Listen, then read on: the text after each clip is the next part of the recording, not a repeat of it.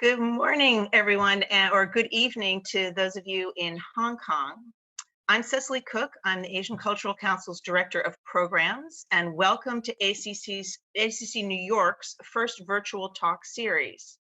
Today we have two recent grantees, SAJATA-E in New York, talking with Fredie Chan in Hong Kong, exploring the role of the artist in community. Before we begin, please note that your audio and video settings are turned off. During this talk, we encourage you to use the Q&A button at the bottom of your screen to send questions. We'll save them for the Q&A portion and we'll answer as many as time allows. If you have any questions concerning technical support, please private message Brian. So for those of you who are new to ACC, our mission is to advance international dialogue, understanding, and respect through cultural exchange of artists, scholars, and arts professionals across Asia and the United States. With the current limitations on international travel, we're excited to have this opportunity to bring artists together virtually in conversation across artistic disciplines and geographic divides.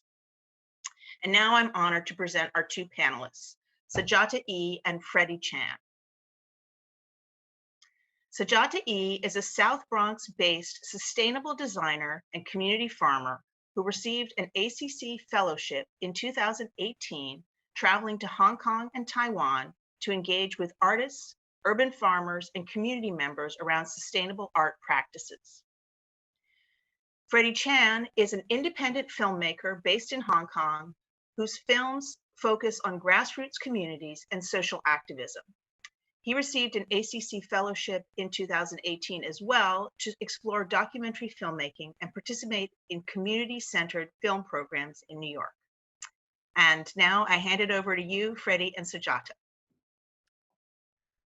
Hi. Fredie, you want to start? Maybe you start first, SAJATA. Okay. Awesome. Hi, everyone. My name is SAJATA-E. You could call me SAJATA-E. I am a sustainable designer and textile artist based in the South Bronx, New York City. As ACC said, I was a grantee in 2018. I have been familiar with ACC since 2016. Let me look at my notes here. I want to be clear. Basically, my practice is about ethical and sustainable design. And since that concept is so broad, I've spent a lot of my practice exploring what sustainability in ethical design happens to be.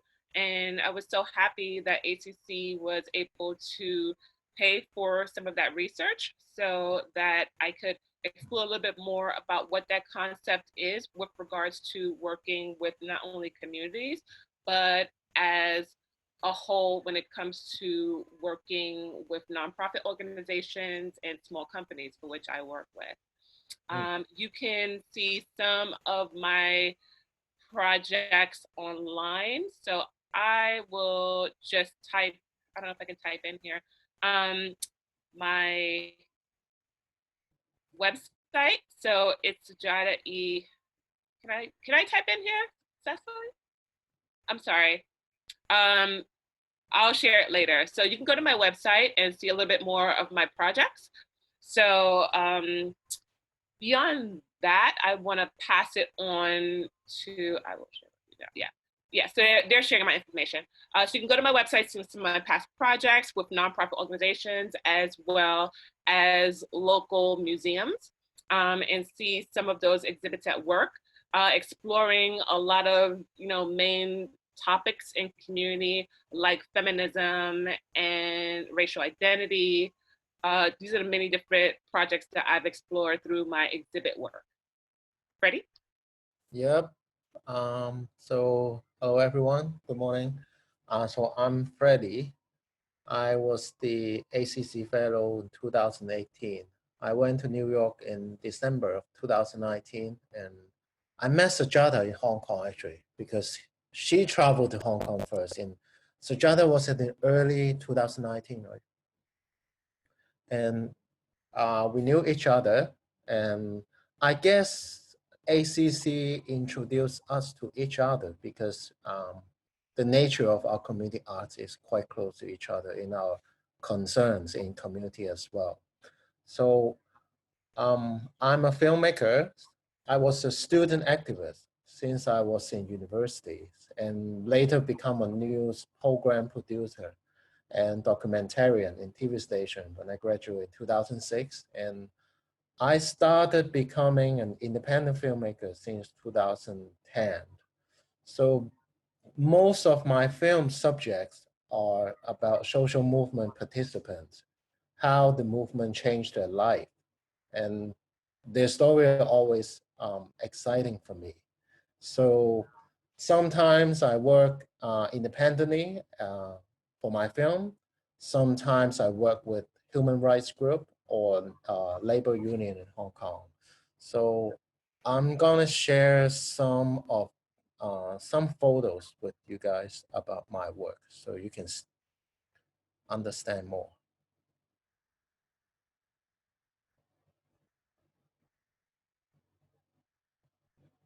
Okay, so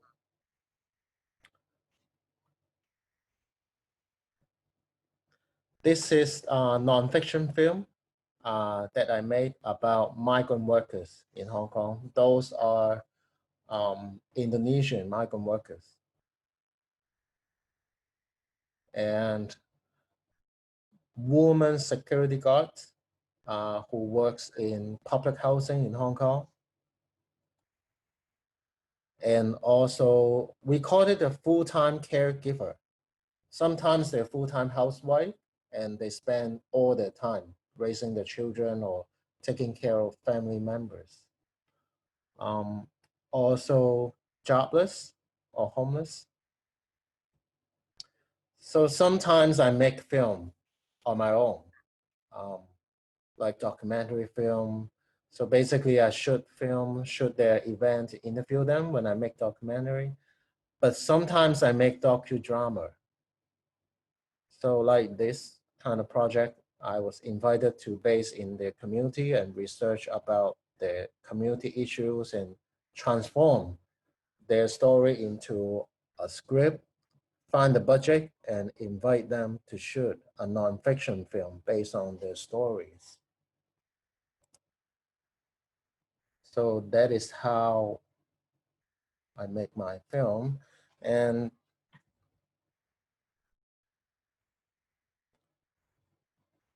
okay. So in 2007, I feel like I had practiced for 10 years already in community filmmaking.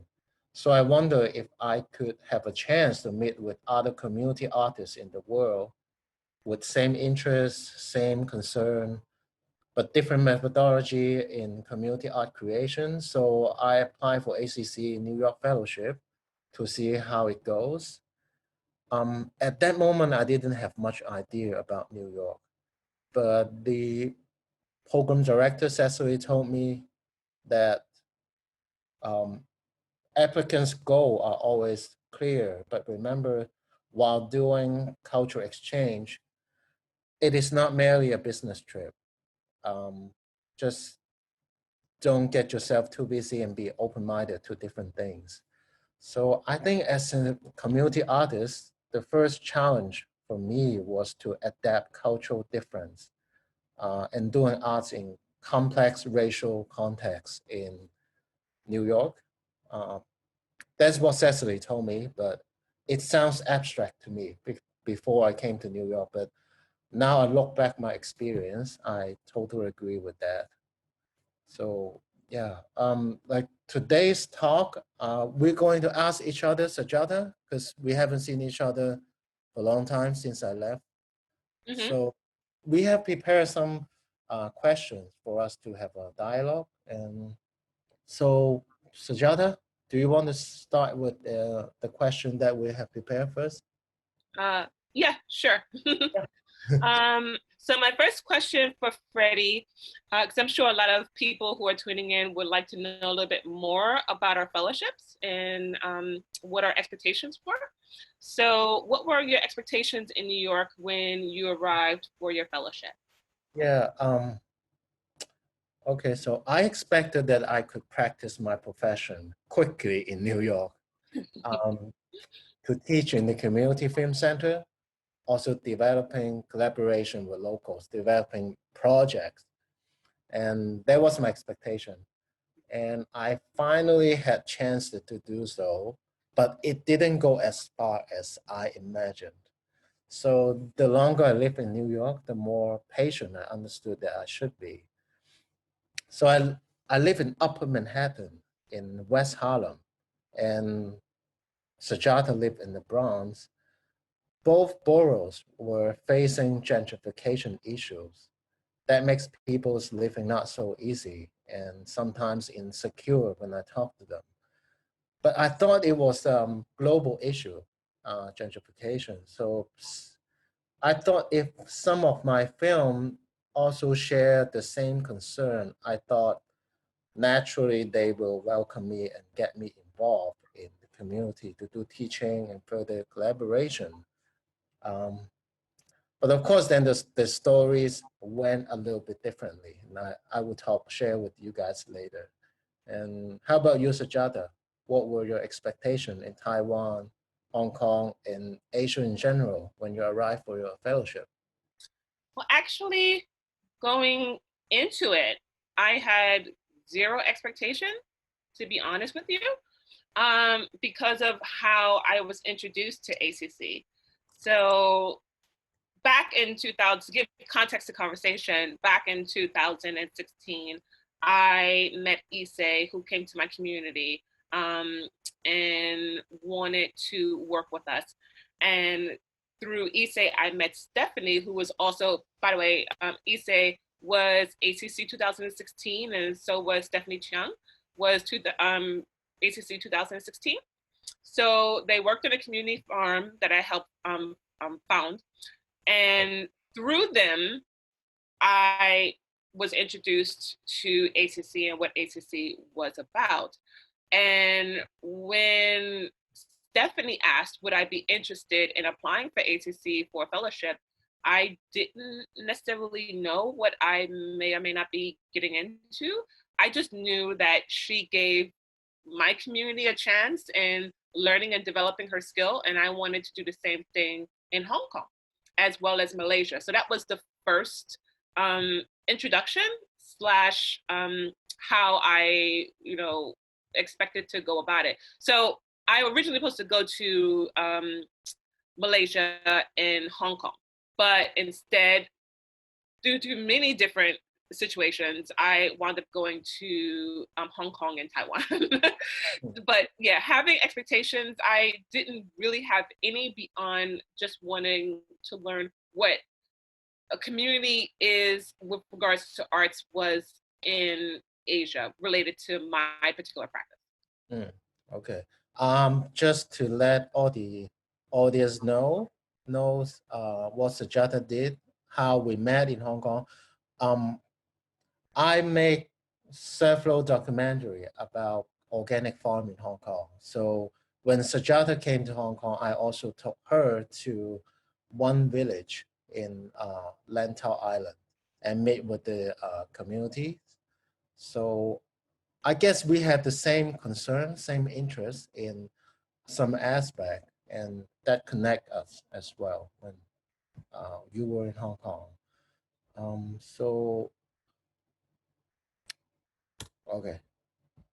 So, Sujata, can you go on? Yes. Yeah. So the second question I had for Freddie was, did you learn anything new about yourself with regards to the fellowship when you came to New York and when you left? And if so, how have you applied that to your practice?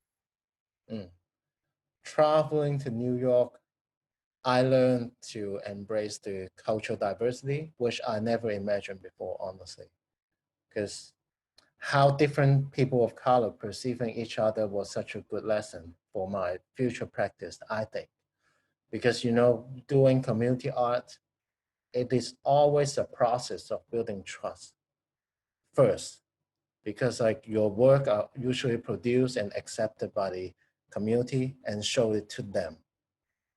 And so it was a brand new issue for me before coming to New York because, you know, I grew up in a city with 90% of population are Chinese people. And obviously I'm one of the majority. But, you know, New York's demographic is so different and very diversified. So it was challenging for me to live. But I was always hopeful and positive. But Sajata said I was sometimes too idealistic. When I was there. I make a lot of mistakes when I was in New York. And, you know, because Sajata reminded me that art scenes in New York could be realistic and competitive sometimes. Also, especially for community art, because community dynamics also sometimes could involve racism as well. So I was hopeful and I push myself to meet with a lot of people, still hoping to get more opportunity to teach and to develop collaboration with the locals. Like we have already had many community artists when I arrived in New York. For example, I live in West Harlem and Sajata took me to the Bronx and introduced me some secondary school art teachers in the Bronx. Most of them were trained professionally and working really hard for different projects and funding already. So the several months I spent in New York, I found myself um, quite feeling quite weird sometimes because me as an Asian visitor to their community and my objective did not achieve as fast as I imagined. Because that was the first time I find myself was a minority in Harlem, and especially in Harlem and the Bronx. Yeah. But in Manhattan, I may not be. But in the Bronx, in Harlem, I was. I realized I was. And I always had to be ready to explain some quite strange question by the neighborhood. For example, why am I so interested in meeting Black and Hispanic people in the first place? Okay. While walking down in the street, I seldom see any Asian people in the Bronx and Harlem. And also they asked me how much do I know about their culture and why should they listen to my story from Hong Kong. That was interesting. And in some extreme cases, I was asked, am I coming to the community to take the job? Yeah, I was asked for several times. So I guess learning and understanding some stereotype and misconceptions between different people of color is important for me. If I want to practice with international community in the future, because I guess it is not just the Bronx and Harlem. If I want to step outside of Hong Kong, I would experience in any places. And there was another questions I thought it was interesting in my experience, like what should I say if someone questions me that Asians are all very rich, they come here to buy our property and running business, making us to work, then pay the rent like other capitalists. So I was not ready to think about all this issue. It is not their problem, but some stereotype, I guess, from popular culture.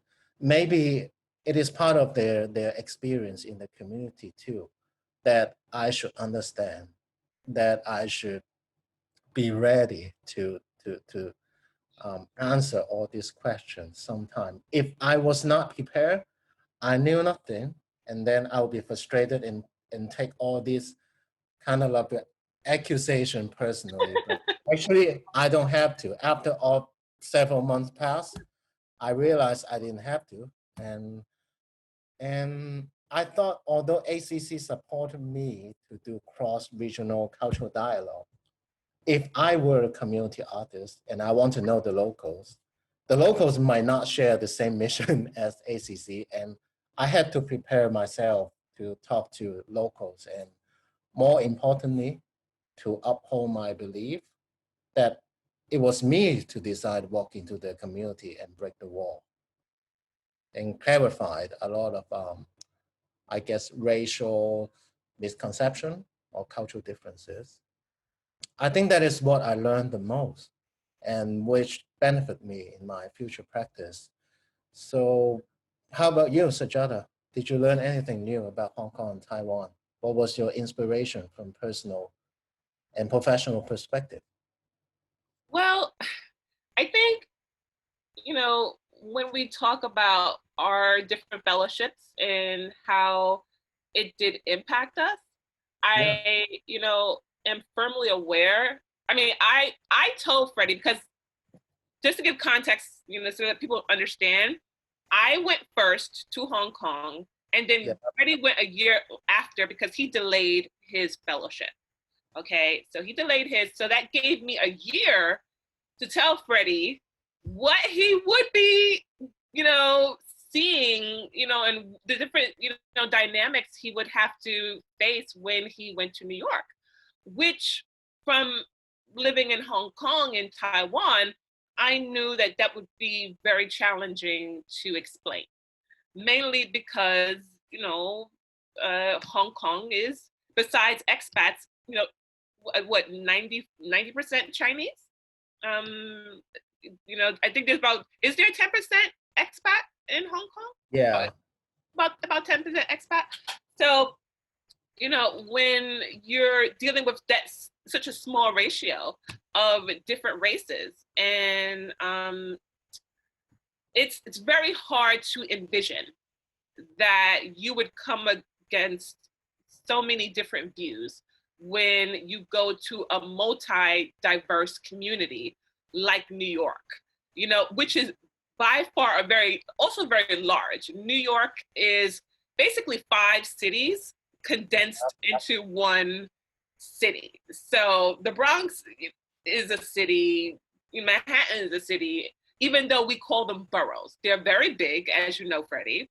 And it takes quite some time to travel to different ones. If you're going to Brooklyn, it'll take about an hour and a half or so. As opposed to Hong Kong, you can get to nearly across Hong Kong in an hour and a half. So, trying to, and that depends on what part of Hong Kong you're going to. So trying to explain that dynamic, both geographically and culturally, I knew that that would be very difficult.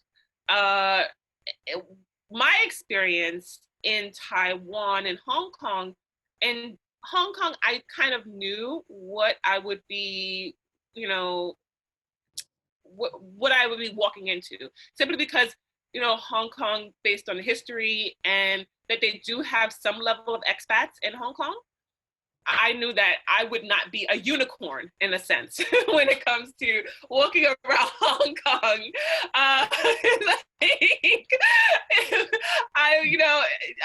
People would be interested in me, but I wouldn't be a unicorn, right? In Taiwan, I was a unicorn. Like I was, I might as well have had a horn. It's very rare that you would see many African Americans from New York coming and walking down the streets of Taipei, and I knew that.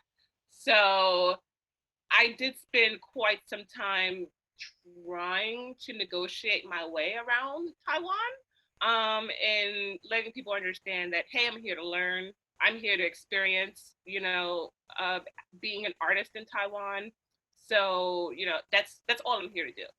And how I decided to approach it was to hit the streets with the locals, go to community centers, go to local shops, talk to people. And I think the language barrier was more of an issue than the cultural barrier, mainly because I think a lot of people feel insecure about if they're not speaking proper English or not, and how I would perceive that.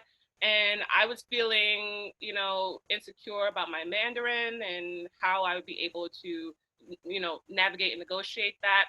So in that we kind of met in the middle. And I guess me and the community both said, hey, if we're not speaking proper language, it's okay. We're still going to communicate. And then we gained some understanding. But there were times when it was challenging because I did meet local artists that were as competitive as New York artists. And as Freddie knows, New York artists are extremely competitive. So it was challenging when I met that. And I was, it took me back a little bit because I kind of went into it thinking that the New York art scene was the most competitive art scene that you could imagine. Going to Taiwan, I saw that there were parts of it where it was as competitive. So trying to break those lines down and trying to get us to meet at a point where we could understand each other and learn from one another, that took a little time. But I did, gain some ground in that. And I did feel like I learned a lot about myself and how I wanted to approach my practice moving forward when I moved back to New York. And as studying sustainability and trying to break down that concept, it being such a broad, overly used concept. What is sustainability? That was my topic. What was sustainability, and working with Hong Kong and Taiwanese local artists and trying to figure out what that actually means. For me, I realized that we do see it as an overly used term, but we're trying to get to a point where it's not an overly used term, but a goal that we're striving to. Trying to, create a practice where we're able to be self-sustaining and really be able to focus on serving the people as best as we possibly can. So I do think that we had the same goals in that. Okay. Freddie?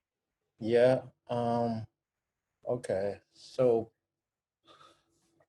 you did ask me a question. You did send me an email before the talk. You asked me, could I explain why I chose my profession or community-based filmmaking practice, and why was that important to community that I serve in Hong Kong? Yeah. You sent me these questions. When I came back to Hong Kong, I've been thinking some idealistic things again.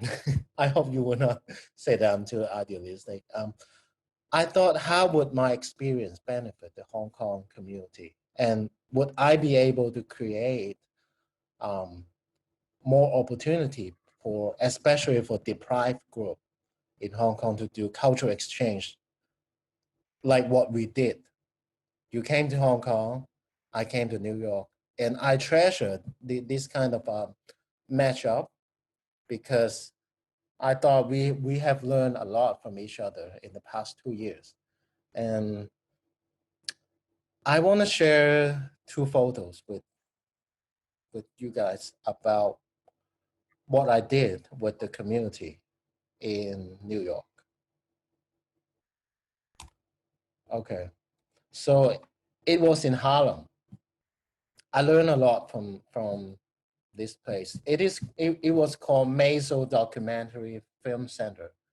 So when I arrived in New York, I tried to contact with them because I know they do not only show film in their theater, but they also do education, teaching teenagers to do filmmaking. And most of the students are grassroots community neighborhood in Harlem. So I was invited to give some after-school filmmaking classes to high school students. And we have Black and Hispanic young community teaching artists there. They were all from Harlem. And I thought filmmaking was important for students at that moment when I was in New York, because it might get them a job after they graduate in the future, or they can make their own film they could be an independent filmmaker. So this is the classes that we had in Harlem. I had a good time there, but after I came back from the trip, I had some new insight, especially when COVID-19 hit New York. Um, After the outbreak of COVID-19, I had some insight about my experience in Harlem.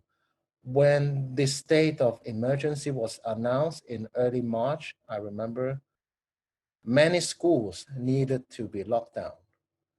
So I received messages from some teachers there, from the community. How could students survive if they rely on the free meals from the schools?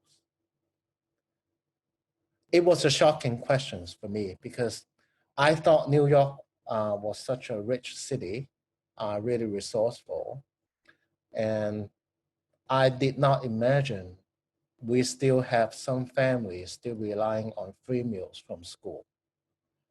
I didn't know that until the COVID-19 came. And after the outbreak of COVID-19, I realized that film was a channel for students to voice out the problems of economic and the welfare system instead of just finding a job. That was my new insight about community art. What did community art means for the young people in Harlem? And after I came back to Hong Kong, I told this story to Hong Kong community members. And then we saw the case of George Floyd. And then Black Lives Matter movement happened. That recalled my memory again of meeting the student in Harlem and why people were so angry. I thought I had some new perspective to see what's going on in America. I told my friends in Hong Kong that it wasn't just a single issue of police misconduct, but it should be the whole economic and welfare system that disappointed different neighborhoods. Because I could not imagine a lot of people are still lacking enough food. When some people saw the images of looting, I think it also created barrier for Hong Kong community to understand American society and want to keep distance. So I thought I had a wonderful trip because it brought me a new perspective to see the issues in community that New York people are facing. And I started thinking, what should we reward to the community? So I'm thinking to establish an international arts and culture social enterprise in the future, especially for the deprived community in Hong Kong, to travel and visit each other in different community for cultural exchange, to build relationship and avoid cultural misconception. So there's a new insight in what I have learned and what inspiration had I got from New York. So how about you? What do you think about the role of artists in community, especially during the global pandemic and Black Lives Matter movement? Um, well, I'm gonna try to keep this brief. I read that question, and I was trying to figure out the best way to talk about this, but I, quite frankly, I don't know if I don't want to be the face. How do I think about this for a second? I had to put this in a kind of way. I don't necessarily think it is my role to be the face of Black Lives Matter or to be the face of even the pandemic movement in America. And the reason why is I think a lot of people are talking now, not just nationally, but internationally, globally. everybody's talking about what's happening, it's breaking out everywhere. Everyone is, talking about how, how they can be better to the Black Lives Matter movement. And that's all well and good. I think I'm more beneficial as being an example to these particular issues.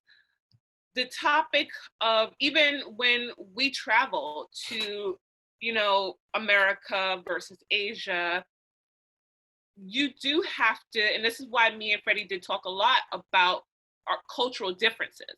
We spoke a lot about this and preparing each other for the cultural differences and what it will be like.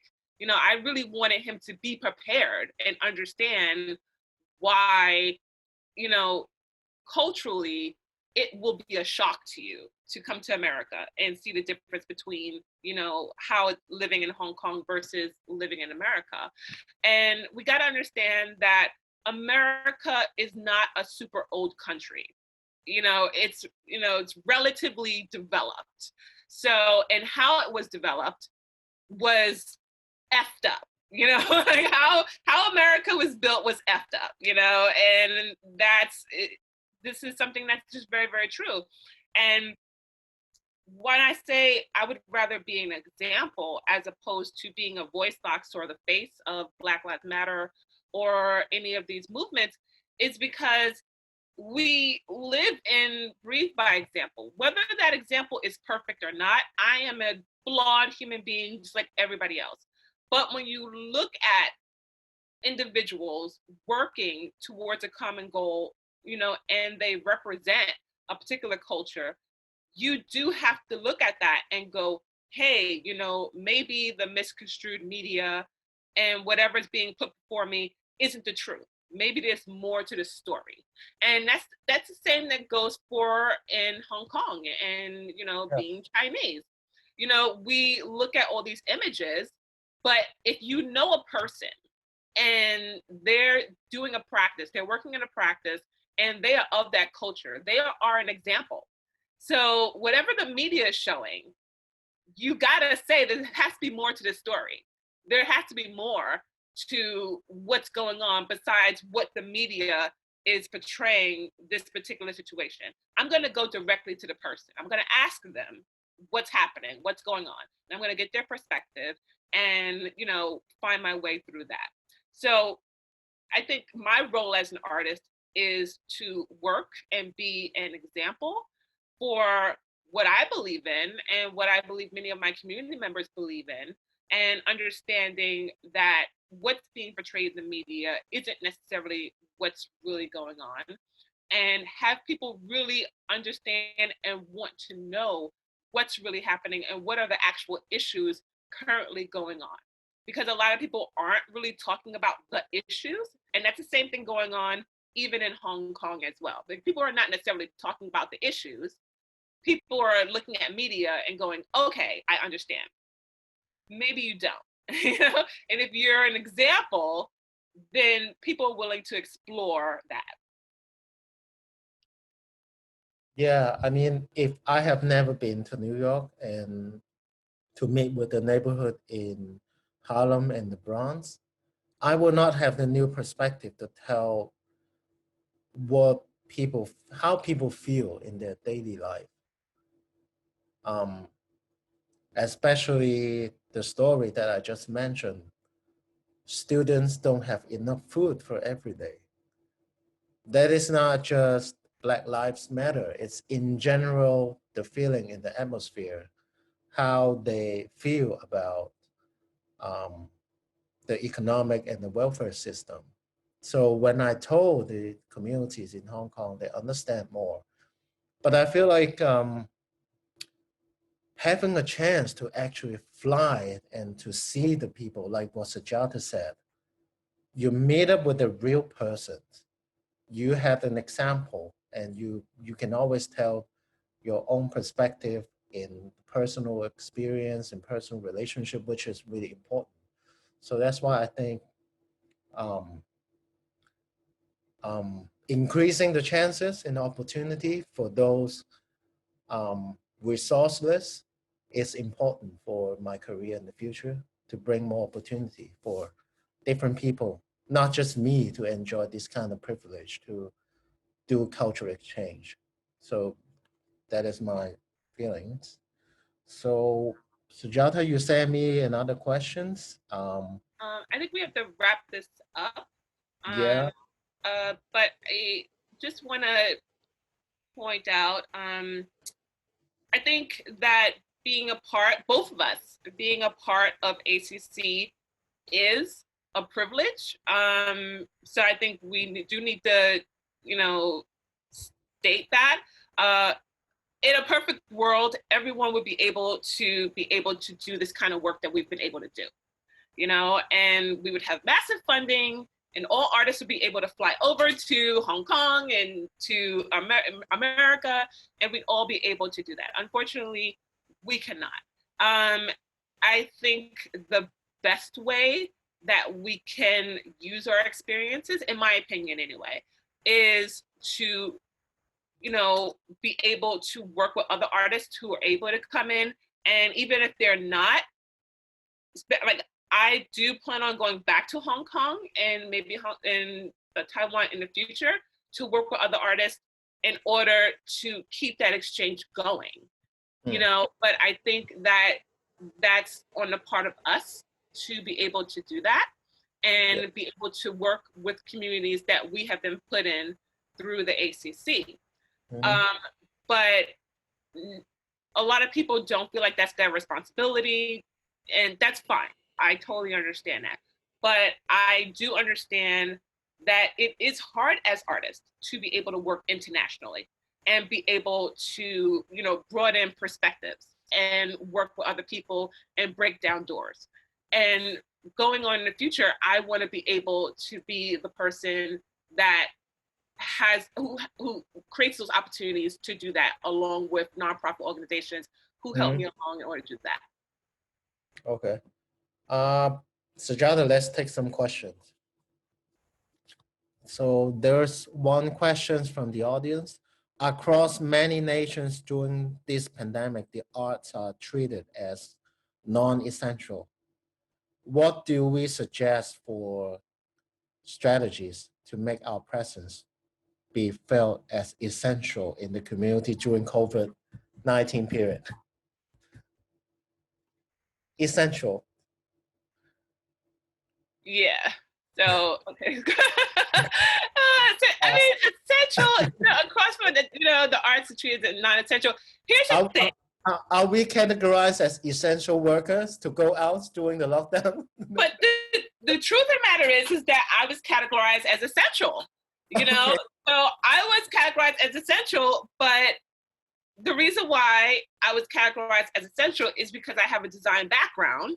Okay. And when everything shut down and people were not able to go to the store to buy anything, our country debated whether they would put in a law to force me to use my spaces to create clothing and PPE and everything that people need. So we had to create this shift into being essential workers and doing work that we may or may not even want to do. But not all parts of the arts were essential. Yeah. And that was something that people debated. And the reason why, in my opinion anyway, is because that art in many ways is essential emotionally to people. And a lot of individuals were looking for a break from the pandemic, from the racial injustice. Everybody just wanted a mental break from it, and we couldn't escape it. It was everywhere. It was all over the TV. It was outside. There was nothing you can do. And then that's when, we had individual artists who said, hey, I'm just not going to cover what's going on. I'm going to talk about it a little bit, but I'm not going to cover it. And I'm going to give people something else to look at. And I think that was important and that was essential because people couldn't tolerate it anymore. So your studio became a factory during the pandemic. much. So it became like, it wasn't just an art space and a way to create designs that I wanted to create. It was literally like, get to work, lady. And that's what it was. And we kind of sort of had to do our part in that. Luckily, so many people in America band together to do that voluntarily that we didn't need to have an actual law stating that we had to do that. But all of you have to understand, Freddie, all of our essential equipment is created in China. So when everything shut down, we weren't able to get anything. So we had massive shortages. Yeah. From the videographer's perspective, I think maybe I can suggest one perspective like a therapist, because I guess not just during the COVID-19, but any crisis in the world, when we experience crisis, people are usually depressive and suppressing their emotion. So during the COVID-19, of course, a lot of people cannot go out.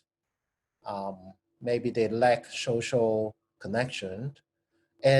But I also saw some very good video diary at YouTube as well. And in my case in Hong Kong, I guess the depression is not from COVID-19, but a more prolonged political unrest. That, as you can see the images in the street in the Hong Kong, confrontation is quite usual. And protester or even artists, when they want to express, they have certain kind of psychological pressure as well. So like me, I also make a video diary after I came back to Hong Kong. So if anyone feels frustrated that you're not sure if artists are essential or non-essential, just take Sajata as an example. She could build a factory. She is essential. And for video, I think a lot of people are making art in a therapist perspective. I also make one, so I'm gonna send you guys at the checkbox about one video diary about going out to protest, but have certain kind of psychological pressure from police brutality in Hong Kong. So I make one video already. I can share with you guys at the chat box.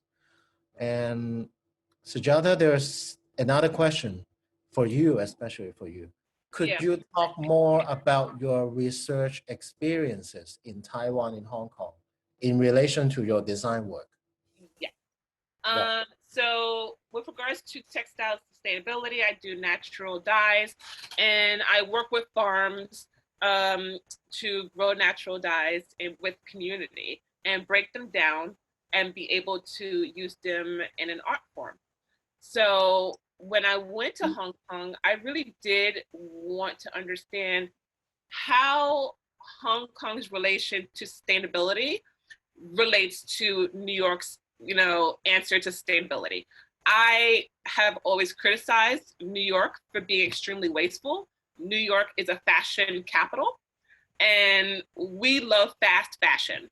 And I mean fast, okay? If we can create, 100 pieces in 2 weeks, that's what New York is gonna try to do, to get as many people buying as possible. And I wanted to understand how Hong Kong's relation to that, especially because most of our products in America are created in China. So how does China itself deal with the amount of product that is coming from China and going to the United States and, backwards and forwards? So I worked with a lot of community farmers and artists. Freddie, as you know, took me to local farmers as well. And I really wanted to see that practice at work. To give a little bit of the story, Stephanie Chiang, who was ACC 2016, she introduced me to a farmer that worked in the mountains. And I had to hike 2 hours. I had to take an hour trip just to get to the hike 2 hours to work on the farm, work on the farm, for about 5 hours and then hike back. So it was a 4-hour hike on foot per day to work in this farm unless you get there by boat. And that's something that New Yorkers, when you're talking about farming, their idea of, farming is going to, a location and maybe it's, not even a half an acre. It's about maybe 3,000 square feet. And that's their idea of farming. And that's not your idea of farming in Hong Kong. So it was very eye-opening in relation to what we believe, working in agriculture is like. And that turnaround, I think a lot of Americans are extremely disconnected from agriculture in the United States versus agriculture in Asia. And I experienced that level of disconnection when I went to Hong Kong and Taiwan. Okay. So Sajata, I sometimes browse your Instagram and your Facebook page of your studio. So I saw your clients or your consumers message or their exposure online. So how do you perceive your consumer? How do your communities perceive artists and art practice? Do you think themselves as consumer of art or participant in art practice? How do you perceive them? How do they perceive you as well? It depends. It depends on who I'm working with. Yeah. Because when I'm working with just a consumer, somebody who wants a product, there's very little interaction. So my social media, which I've always told people is a trash can. I always tell people social media is a garbage can. And the reason why is because we dump things on social media without context. Yeah. So I always tell people to look at social media with a very, very critical eye. It is not a depiction of what a practice is, which sadly, this is just the time that we live in. Everybody's consuming very fast, just like fast fashion. Everybody is consuming things very quickly. So we use social media as a means of quick consumption. If I'm working with a customer, most of the time, most customers in America, they'll look at your social media in order to see if they're interested in what you have to offer, period. After that, they come to you directly and say, okay, this is what I want to order from you. So when museums order from me, when nonprofits order from me, when, stores order from me, and they're asking me to design a product, they are a customer, they're asking for a product, I deliver that product, and then we move along with life. And then you have the community-based aspect. The community-based aspect are community-based leaders and members and artists who want to work with my participatory art, which means that we're doing a collection like Represent Me Kindly. Represent Me Kindly was really good. And if you go to my website, you'll probably see Represent Me Kindly. It looks like a doll collection. And what I was challenged to do, it was paid for by Bronx Council for the Arts. And I worked with seniors 65 plus in order for them to create a folk doll that was their image and who they believe they look like in community. Because in my opinion, I think dolls are problematic to the psyche of a lot of American women. We create dolls that we want to look like. We don't create dolls that look like us. We don't create dolls that represent us. And as much as I respect the Mattel company and a lot of these American companies that have made these dolls, there are rarely dolls that we grow up with that we can say look like and represent who we are. So I created this exhibit so that women can look at these dolls and create these dolls and create positive images for themselves. That is participatory art.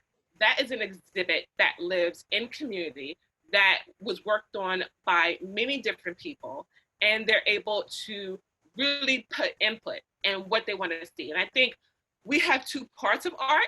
We have art where we're creating exhibits and we're creating things to look beautiful, and it shows, even though it tells a story, it shows who we want people to see. And then we have participatory art, where you do have some input and you have a layout of what the art is supposed to be, but it's the people that actually create that art, and you have very little control over where that particular art goes to. So that's participatory art, and that is the part of the art that is the consumer that belongs to community. Did that answer your question? Yeah, and so just to let everyone know, at the checkbox, I just sent 3 of my film that I produced with the community member. All of the actors and actresses were community activists. So I did research about the issues from the community, and then I wrote a script and I invite them to the production. So they were not just a consumer, the actual participant in the artwork itself. And then after we finished that, we try to submit the film to a film festival and try to find a platform for them to attend the Q&A section and media interview, and find more platform to voice out their voice out. Okay, so you can check the checkbox. Those are the in YouTube channel my films. Okay, so can we invite Cecily to wrap up of today's event? Cecily.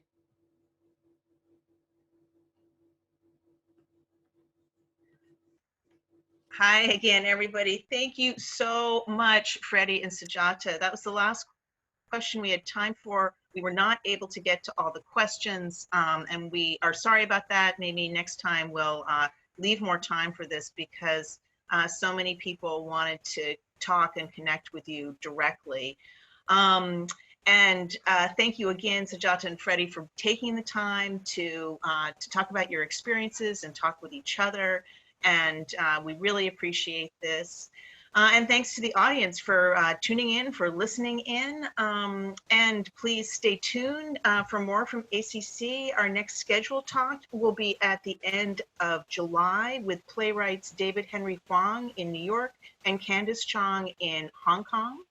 And if you'd like to be informed about future talks, just private message us your email and we'll add you to our list. And we encourage you to follow us on social media, even if it is occasionally, as Sajata says, a bit of a garbage can. But you know, I mean, we're looking for meaning and entertainment in our lives, you know, at all moments.